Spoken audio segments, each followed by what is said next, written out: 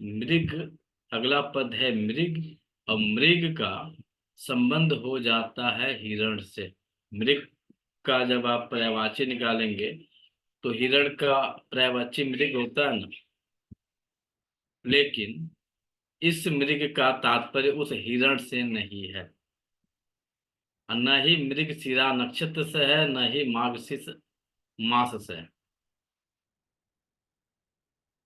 न कि मृगशिरा नक्षत्र, नक्षत्रों में जब आप जाएंगे तो 27 नक्षत्र में एक नक्षत्र है मृगशिरा, उससे भी इसका संबंध नहीं। तो इसका संबंध है किससे?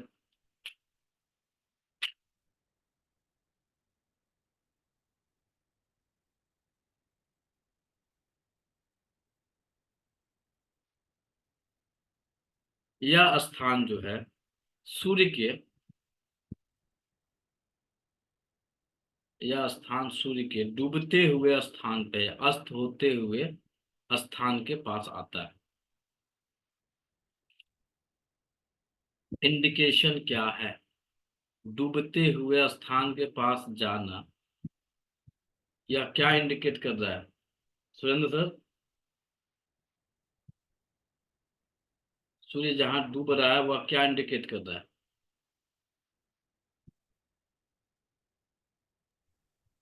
नेगेटिव एनर्जी या डार्क एनर्जी सर। बताइए सुरेंद्र सर, सूर्य डूब रहा है क्या इंडिकेशन कर रहा है? ये फायर कम हो रही है। फायर की ऊर्जा समाप्ति की तरफ जा समाप्त रही हो रही है, हाँ जी। है। जीवन से जो है उजाला समाप्ति की तरफ जा रहा है, अंधियारा जो है अब आने वाला है, यह इंडिकेशन है। तो यदि यहाँ पे किसी का घर होता है, घर यानी मुख्य दरवाजा होता है,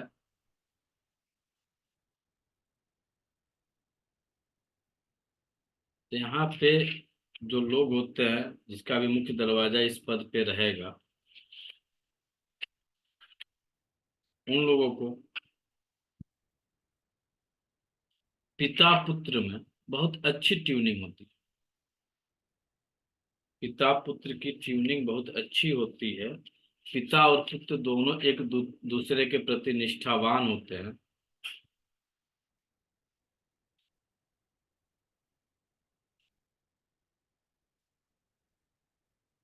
या अस्त होते हुए सूर्य की तरफ जा रहा है, इस कारण से उसका पराक्रम क्या होगा? पराक्रम में कमी हो जाएगी। सूर्य की जो उग्रता रहेगी, सूर्य की उग्रता में कमी हो जाएगी। सूर्य को लेने का तात्पर्य है पिता। और यह जो है किस दिशा की तरफ जा रहा है? तो पश्चिम दिशा की तरफ जा रहा है, जहां पे सूर्यास्त होने की स्थिति बनती है।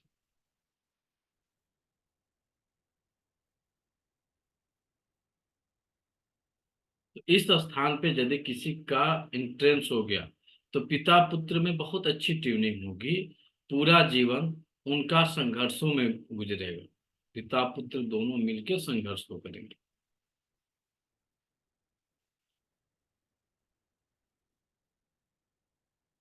पराक्रम घटने से इनके जीवन में हमेशा कठिनाइयां बनी रहेंगी। पराक्रम सीधे घट गया, सूर्य की ऊर्जा यहाँ पे जाकर अब डूबते हुए स्थिति में आ रही है, तो इनका पराक्रम भाव भी घटे हुए कंडीशन में आएगा, जिस कारण से इनके जीवन में कठिनाइयों का सामना करना पड़ेगा। लेकिन इन्हें पता रहता है कि अब सूर्यास्त हो रहा है, अब रात्रि आने वाली है। यानी इनके समझने की क्षमता जो होती है वह काफी अच्छी होती है। समझ रहे हैं कि अब संध्या हो रही है, रात्र होने वाली है।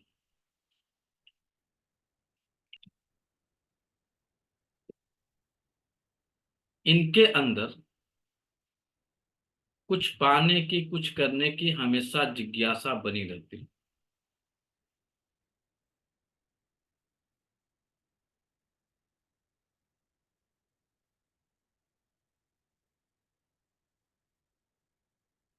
इनके अंदर हमेशा एक स्किल डेवलप करने की क्वालिटी पाई जाती है।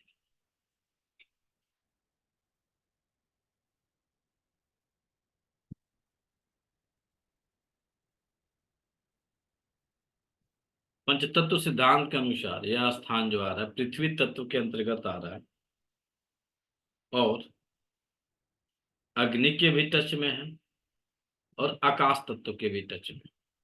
यहाँ पे 3 एलिमेंटों की उपस्थिति हो रही है, जिसमें प्रबल जो है वो आपका पृथ्वी तत्व है।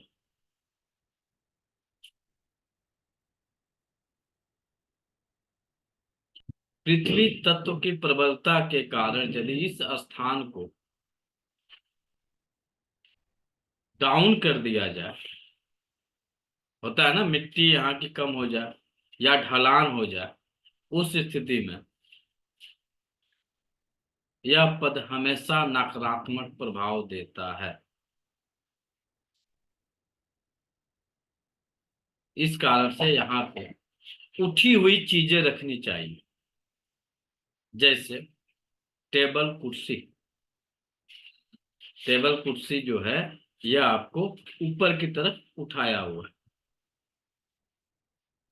बेड नहीं। बेड का क्या मतलब हो जाएगा, आप वहां पे जाके पैर मोड़ के आराम से अलती पस्ती मार के बैठे हुए हैं, लेकिन कुर्सी पे आप बैठ पाएंगे? आपको ऊंचा ही बैठना पड़ेगा। तो इस स्थान पे टेबल कुर्सी रखा जा सकता है।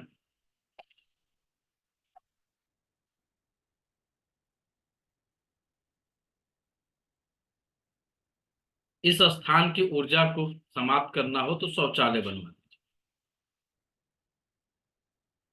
जिसका इतना नकारात्मक प्रभाव पड़ेगा कि उस घर में रहने वाले लोग बहुत मुश्किल से उन्हें कहीं कामयाबी मिलेगी, बहुत मुश्किल से कामयाबी मिलेगी। और किसको? तो जो पर्सन है उनके पुत्र को, यानी गृह स्वामी के संतान को, यानी सेकेंड जनरेशन को सफलताएं नहीं मिलेंगी, वह बेरोजगार हो जाएंगे। आप कभी आवाज करिएगा कि बहुत ऊंचे पद पे पिताजी थे और पुत्र जो है आज घूम रहा है, भटक रहा है, उसके पास जॉब नहीं, उसके पास कुछ करने के लिए नहीं। यदि चेक किया जाए तो यहाँ पे यदि वह इंसान बाथरूम का निर्माण कर दे तो यह स्थिति बन सकती है। अगला पद आता है आपका पितृगण का,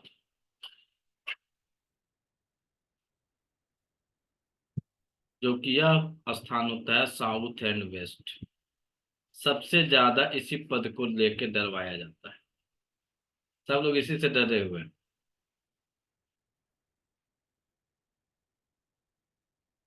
और यहाँ पे जब ग्रहों का प्लॉटिंग किया जाएगा तो यहाँ पे राहु का भी स्थान है।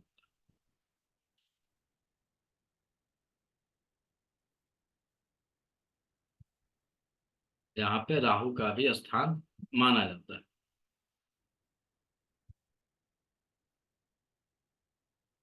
साउथ वेस्ट डायरेक्शन जो है वो आपके पितरों का डायरेक्शन है। ये पित्र हैं कौन? मामला यहाँ पे आएगा कि पित्र है कौन, कोई बताएंगे? सर हमारे पूर्वज है कौन? पूर्वज सर हमारे दुनिया में नहीं। पूर्वज जो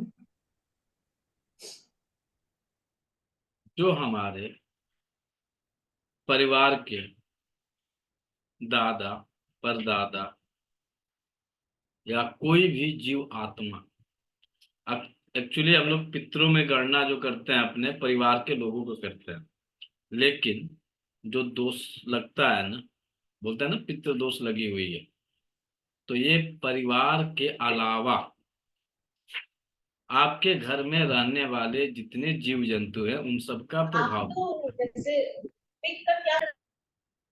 आपके घर में जितने भी जीव जंतु हैं, गाय हो गई, बिल्ली हो गई, कुत्ता हो गया, इन सभी का प्रभाव पड़ता है। आपके पितरों में किस श्रेणी में आता है?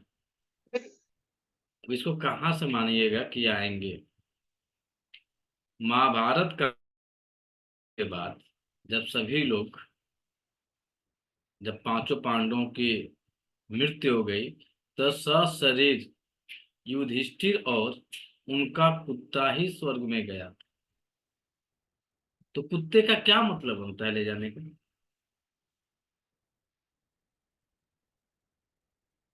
उनका जो कुत्ता था वो तो जीवात्मा है, वो भी एक जीवात्मा है, लेकिन मनुष्य शरीर में है नहीं।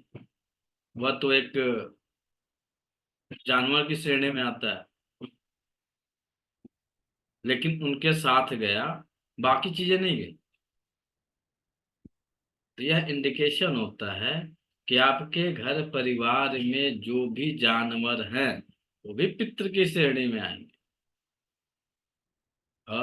एक्चुअली होता क्या है, आपके घर में कोई कुत्ता, कोई बिल्ली, कोई गाय या कुछ भी पाल कर रखा हुआ है, जब उनकी उम्र पूरा हो जाती है, जब उनकी मृत्यु हो जाती है, उस स्थिति में हम, आप कोई भी हो, क्या करते हैं? उन्हें अंतिम संस्कार करना है, यदि है तो नदी में प्रवाहित कर दिए या फिर कहीं उन्हें मिट्टी में दफन करा दीजिए। इसके अलावा सारी प्रक्रिया समाप्त हो जाती है, कोई कुछ करता नहीं। लेकिन यह दोष लगता है, यह दोष कहाँ पे लगता है? तो इसका प्रभाव पड़ता है उस घर में, जिस घर में पितृ दोष की उत्पत्ति होगी, उस घर में संतान से जुड़ी हुई समस्याएं पाई जाएंगी। संतान उत्पत्ति ही नहीं होगी। यदि हो गया, उस स्थिति में विवाह से जुड़ी हुई समस्याएं पैदा होंगी। विवाह का उम्र माना जाता है, वर्तमान समय को देखा जाए तो 18-21 माना जाता है। थोड़ा सा मॉडर्न हो गए तो 25 साल, 26 साल। लेकिन 35 साल तक शादियां लोगों की न हो, तो यह भी पितृ दोष के कारण हो रहा है, और कोई रीजन नहीं है। इसके अलावा घर में शादी हो गई 30, 32, 35 साल में, उसके बाद की जो समस्या क्रिएट होती है वह यह होती है कि उस घर में यदि कोई फीमेल है, और जब जब वह कंसीव होंगी, कोई न कोई बड़ी समस्या आएगी, या फिर उन्हें गर्भपात की स्थिति भी बन सकती है।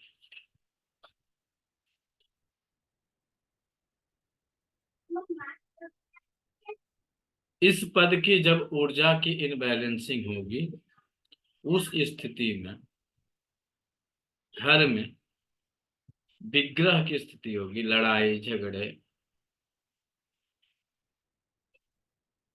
सब पैदा हो जाएंगे। उस घर में रहने वाला एक पर्सन एक टाइम हमेशा उपवास करेगा। सिंपल डायग्नोसिस कर लीजिएगा। जिस घर में सभी लोग भोजन ग्रहण नहीं करते हों, एक आदमी अक्सर उपवास रह जाता है, वहां पे पितृदोष प्रचंड रूप से काम कर रहा है। चाहे आप उस घर में आपका जानवर है, चाहे आप स्वयं उस घर में विराजमान। एक टाइम का भोजन का मतलब क्या होगा? सुबह का भोजन की टाइमिंग क्या है? क्या होती है नरेश सर, सुबह की भोजन की टाइमिंग?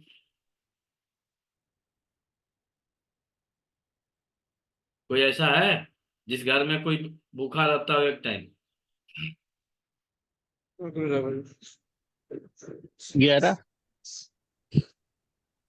है, भूखा रहेगा, कारण कुछ नहीं दिखेगा। काम का वर्क लोड बढ़ जाए, या किसी कारण बस कहीं चला जाए, या घर में किसी बात को लेके खींचतान हो जाए, होती है ना तू मैं की स्थिति घरों में, कुछ भी एक प्रॉब्लम क्रिएट होगा। या तो कहीं चला जाए, कहीं मीटिंग में चला जाए, कहीं दूर चला जाए, कहीं घूमने फिरने चला जाए। तो सुबह का भोजन का जो समय माना जाता है, वह माना जाता है आपको मैक्सिमम 11 बजे तक। सुबह के भोजन की जो परफेक्ट टाइमिंग तो होती है 9 बजे, लेकिन 11 बजे तक भी माना जाता है। तो यह एक टाइम का सुबह की मॉर्निंग का भोजन का टाइम समाप्त हो गया। तो जिन घरों में कोई 12 बजे खाना खाता है, 1 बजे खाना खाता है, उस घर में प्रचंड पितृदोष, यानी उस घर का साउथ वेस्ट डायरेक्शन गड़बड़ है। वह घर की चाहे महिला हो, चाहे घर के वह पुरुष हो, बहाना क्या मिलेगा, घर में बहुत काम था जिस कारण से टाइम नहीं मिला, हम खा नहीं पाए, हम कहीं बाहर चले गए थे, किसी जरूरी मीटिंग में चले गए थे, खा नहीं पाए थे।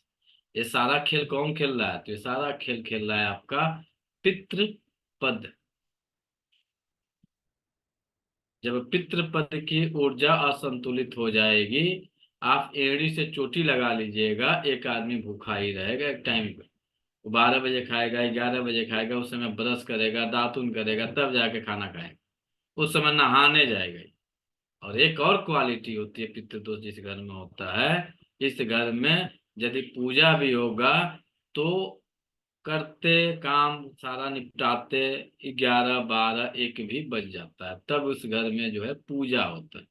तो इन जिन घरों में पूजा का टाइमिंग जनरली आम भाषा में समझ जाइए, 9 बजे के बाद जिस घर में पूजा होता है वहां पे भी पितरों की प्रभाव ज्यादा रहती है, वह निगेटिव रूप में रहती है। ऐसे लोग बोलेंगे क्या, इनकी क्वालिटी भी होती है बोलने की। ये लोग बोलेंगे भगवान ही तो है, कभी तो कर लेना है, क्या जाता है, फूल ही तो चढ़ाना है, चढ़ा दो ना, अगरबत्ती ही तो जलाना है, जला दो ना, क्या जाता है। हम अपना काम करते हैं ना, उनको दे दिए, बात खत्म। तो इनकी आस्था जो होगी वह किस टाइप की आस्था बन रही है? इनकी आस्था जो है कोरम पूरा करने की बन रही। तो 9 बजे के बाद यदि आप पूजा करने के आदी बन चुके हैं तो आप अपने घर का साउथ वेस्ट डायरेक्शन चेक कर लीजिए।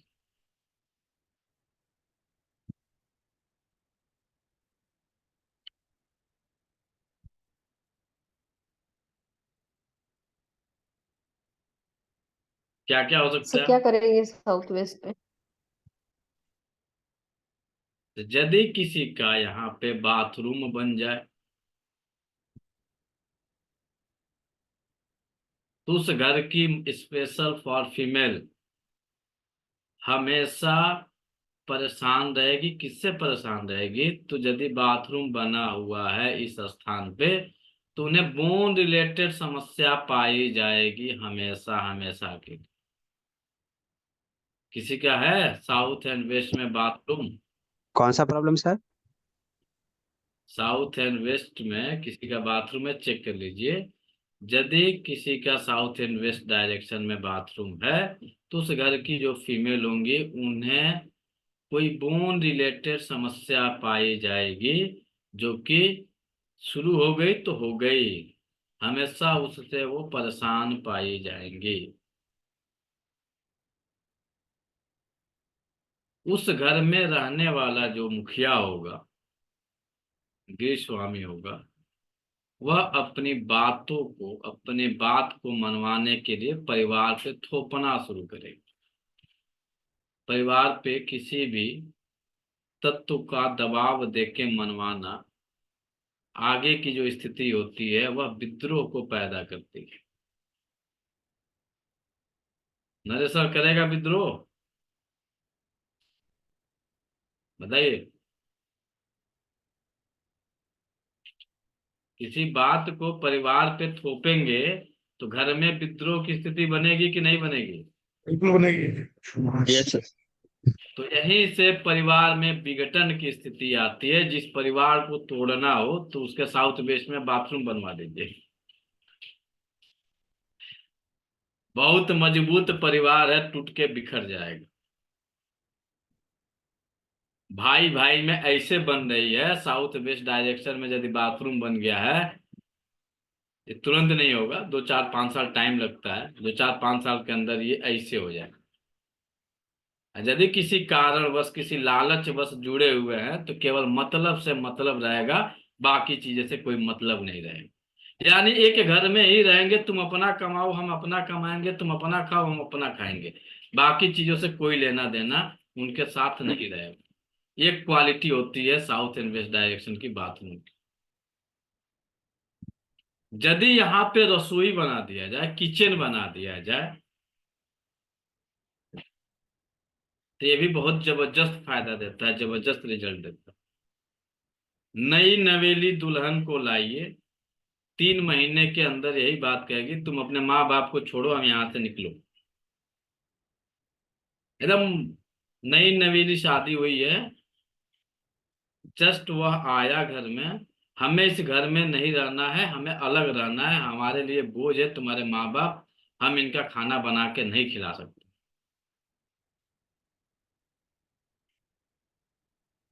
ये साउथ वेस्ट का किचन करता है, आग लग जाएगी, विघटन की स्थिति बन जाएगी।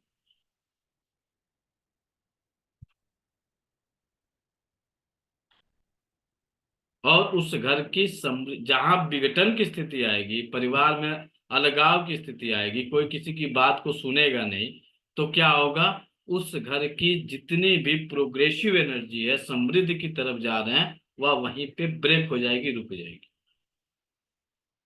वह लगातार अंधाधुंध ग्रोथ कर रहे हैं, वह उनका ग्रोथ वहीं पे स्टॉप हो जाएगा, फुल मार्का लग जाएगा। अब इतने में दाल रोटी चलाओ, अपने जीवन को जीना है तो जियो।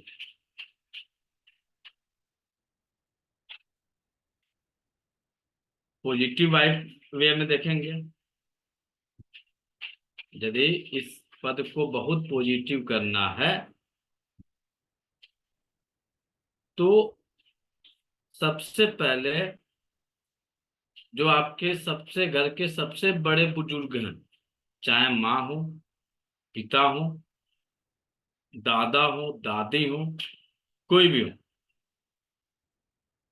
किसी कारण बस आपका यहीं पे इंट्रेंस हो गया, कारण नहीं पता है लेकिन इंट्रेंस इसी पद पे हो गया,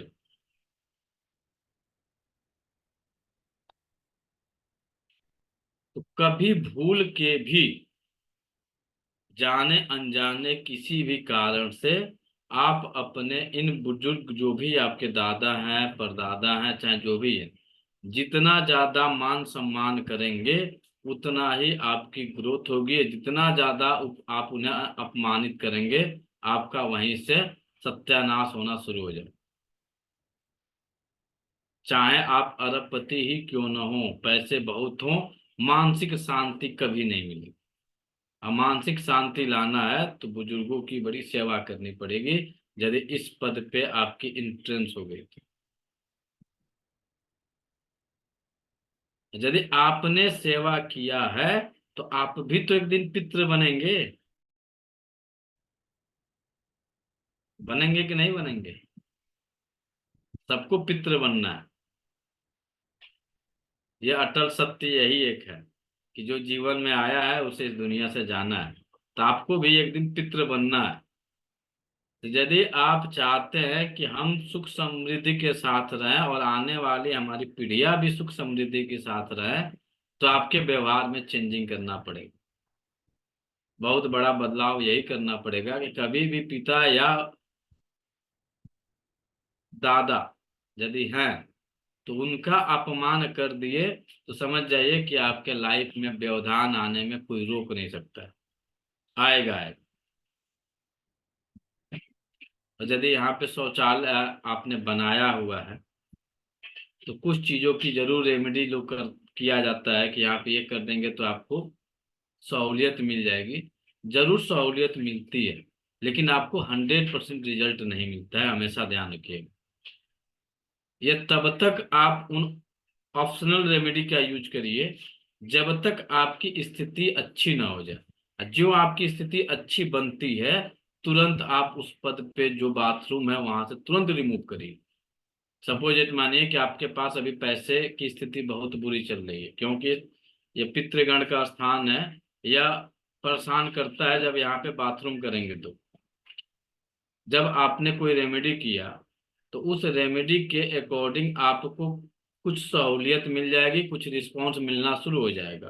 तो जो रिस्पॉन्स मिलना शुरू हो तुरंत आप इसकी कंप्लीट परमानेंट व्यवस्था करने के चक्कर में पड़े जाइए। ऐसा न सोचिए कि आर्टिफिशियल ही हमारा लाइफ टाइम खींच लेगा, तो नहीं खींचने वाला है। कुछ टाइम की जब एनर्जी आपकी चेंज हो रही है, कुछ स्थितियां अच्छी हो रही हैं, तुरंत जो है जहां पे बाथरूम की जरूरत है वहां पे शिफ्ट कर दीजिए। एनर्जी परमानेंट आने वाली जनरेशन के लिए भी वो ठीक हो जाएगी। और नहीं तो बस यहाँ पे ये रॉड लगा दे, यहाँ पे ये मेटल लगा दे, यहाँ पे जो है ये कलर लगा दे तो हमारी ठीक हो जाएगी।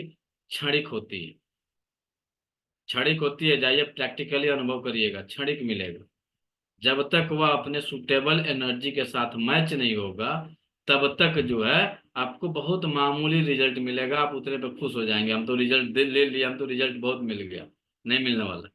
कुछ समय के लिए मिलेगा, साल भर, 6 महीना, 2 साल, इससे ज्यादा नहीं मिलता है। तो जब आपकी स्थिति आपके सपोर्ट में आ जाए, तुरंत क्या करिए कि जहां पे उसका जगह है उस जगह को आप स्थापित कर दीजिए। जब तक आपकी स्थिति नहीं बनती है तब तक आप उस रेमेडी के थ्रू काम करिए, लेकिन जो स्थिति आपकी अच्छी हुई तुरंत अपने प्लेस को बदल दीजिए। इसका बेनिफिट ये होगा कि नेक्स्ट जनरेशन के लिए आप और अपने आप के लिए, क्योंकि आप भी पितृ बनेंगे। अब किसी पितृ के सर पे यदि शौच होगा, स्टूल होगा, तो उन्हें अच्छा लगेगा? यदि आप चाहते हैं कि आपके भी सर पे वही स्थिति हो, आपके भी सर पे स्टूल आए, तो आप उसे लगे रहने। यदि आपके जानकारी में हो गया, इसके फायदे नुकसान के आपने रिजल्ट देख लिया, तो समय यदि होता है तो आप उसको चेंज कर लीजिए। और एक चीज और जान लीजिए, पितरों के अंदर एक क्वालिटी होती है। पितृ जो पद है, पितृ जो गण है, तो इनकी ये क्वालिटी होती है कि यह आपकी लाइफ को हर 5 साल में चेंज करने की एनर्जी दे देंगे। चेंज करने का सेंस क्या होगा? सोफे बदल दो, किस कंडीशन में आप बदलिएगा? जब इनकी अच्छी एनर्जी रहेगी, पॉजिटिव एनर्जी रहेगी, तो आपको हर 5 साल के अंदर पेंटिंग कराओ, पर्दे चेंज करो, सोफे चेंज करो, फर्नीचर पेंटिंग कराओ, सारा चीज जो है बदलने की कोशिश करिएगा। किस स्थिति में आदमी करता है? जब उसके पास प्रचुर मात्रा में धन होता है। जब धन की ही कमी है तभी तो 10-10 साल तक लोग पेंट नहीं करा पाते हैं। गलत तो नहीं कर रहे हैं? धन की ही कमी है कि सोफा जो है फट गया है, उसके ऊपर कवरिंग करके काम चलाया जा रहा है। अब पैसा है तो फटा रहे, रखेगा कोई? हटाओ, दूसरा लो। ये पित्र यदि आपके फेवरेबल हो गए तो हर 2-3-4 साल में आपको चेंज करने की कैपेसिटी दे देंगे। अब यहाँ पे मैटर आता है, कुछ घरों में मंदिर चला जाता है, कुछ घरों में मंदिर चला जाता है। तो पितरों के बारे में जो वर्णन किया गया है, 3 लोक, 3 लोक का वर्णन मिलता है किताबों में। एक मिलता है भूलोक, दूसरा है स्वर्गलोक, और तीसरा है आपका पितृलोक। तो आप किसकी एनर्जी को चैनलाइज कर रहे हैं? स्वर्ग लोक की जो दिशा है वो कौन सी दिशा होगी? अनुमान लगाइए। स्वर्ग लोक की दिशा कौन सी होगी? नॉर्थ नॉर्थ ईस्ट नॉर्थ, उत्तर वेस्ट, स्वर्ग लोक की दिशा कौन सी होगी? वेस्ट, आकाश, साउथ। क्या बात सर ईस्ट होगी। क्या होगी? ऊपर की तरफ होगी सर। नॉर्थ ईस्ट होगी सर। सर 10 दिशाओं में से एक ऊपर और एक नीचे, तो अप वाली होगी शायद। स्पेस ही होगा। अब आप लोग एक छोटी सी चीज बताइएगा, इस कलयुग में कौन से देवता दिखाई देते हैं? हनुमान कौन से देव हैं जो दिखाई देते हैं? हनुमान जी हनुमान जी सूर्य सर, सूर्य। सूर्य देवता। सूर्य सूर्य को देव रूप में माना जाता है ना। और देवों का स्थान कहाँ है? पूर्व दिशा। ईस्ट है ना सर, पूर्व। पूर्व। स्वर्ग का द्वार पूर्व है और पितृ का द्वार कहाँ है? साउथ साउथ दक्षिण साउथ दक्षिण साउथ दक्षिण नहीं, south west. South west south south west है पितृ का द्वार, और दक्षिण जो है वो नर्क का द्वार, यम का स्थान, मृत आत्माओं का स्थान। आपकी वहां पे मृत्यु कर लेके यमलोक में जाई जाती है। यमलोक से जो है डिसाइड होता है कहाँ जाइएगा, स्वर्ग में जाइएगा कि नर्क में जाइएगा कि पितृलोक में जाइएगा। तो यदि आपने यहाँ पे मंदिर लगाया हुआ है, मंदिर किसी कारणवश आपका बन गया है, तो अब क्या इंडिकेट कर रहा है, किसकी आराधना कर रहे हैं, किस एनर्जी को अपने आप एनर्जी का जो है प्रभाव बढ़ा रहा है। Sir black energy, negative energy पितरों की। नेगेटिव एनर्जी, पितरों की एनर्जी आएगी ना फिर सर। अरे नहीं जी, पितरों की एनर्जी बुरी होती है। नहीं। फिर कौन कहा पितरों की एनर्जी बुरी होती है? हम मर जाएंगे तो हमारे बाल बच्चे तो यही कहेंगे मर गया। हमारे धन को भोगेंगे सब, कहेंगे बुढ़ा मर गया। तो बुरी कैसे हो गई? पितरों की भी एनर्जी अच्छी होती है। यदि आपने यहाँ पे पूजा रूम का यूज कर रहे हैं तो उसका जो प्रभाव होगा वो आपके पितरों के लिए पड़ेगा, आपके लिए कुछ खास प्रभाव नहीं पड़ेगा। इस स्थिति में आपके पास धन संपदा की कमी नहीं होगी, लेकिन आपकी लाइफ में हमेशा स्ट्रगल भरी रहेगी और आपको आध्यात्मिक दृष्टिकोण से कभी शांति नहीं मिलेगी। आप उस शांति के कारण जो है शांति के लिए भटकते हुए पाए जाएंगे। और आपके अंदर यहाँ पे यदि पूजा स्थान बनाए हैं तो आपके अंदर माया जाल बहुत जबरदस्त होगा। माया जाल समझ रहे हैं? क्यों क्यों माया जाल होगा? तो माया जाल होने का रीजन है यह स्थान राहु का है। तो यदि किसी के घर में साउथ वेस्ट में यदि पूजा रूम है तो वह इंसान काफी मायावी होगा, चालाक होगा, बलशाली होगा। क्योंकि राहु जो है कौन था? तो राहु स्वरभानु नामक राक्षस था। स्वरभानु कौन था? तो स्वरभानु जो था वह राक्षसों का सेनापति था। और देवताओं का सेनापति कौन थे? तो मंगल थे। देवताओं के सेनापति मंगल थे। तो मंगल से भी प्रचंड विद्वान, प्रचंड चालाक, प्रचंड पराक्रमी और प्रचंड बलशाली जो था वह था आपका स्वरभानु यानी राहु और केतु। समझिए कितने बलशाली थे कि देवताओं से लड़ जाते, जिनके पास इतनी दैवी शक्तियां थी। तो यहाँ की एनर्जी जो देगी आपके पास धन देगी, दौलत देगी, शोहरत भी देगी, उसमें भी कमी नहीं होगा, लेकिन मानसिक अशांति देगी। घर में हमेशा किसी न किसी को स्वास्थ्य से जुड़ा हुआ समस्या पाया जाएगा और प्लस हस्बैंड वाइफ के रिश्ते में हमेशा खटास पाई जाएगी। या हस्बैंड वाइफ नहीं है, माँ पिता यदि है तो माँ पिता के अंदर भी तकरार की स्थिति पाई जाएगी। उनके रिश्ते में थोड़ी सी कड़वाहट मिलेगी।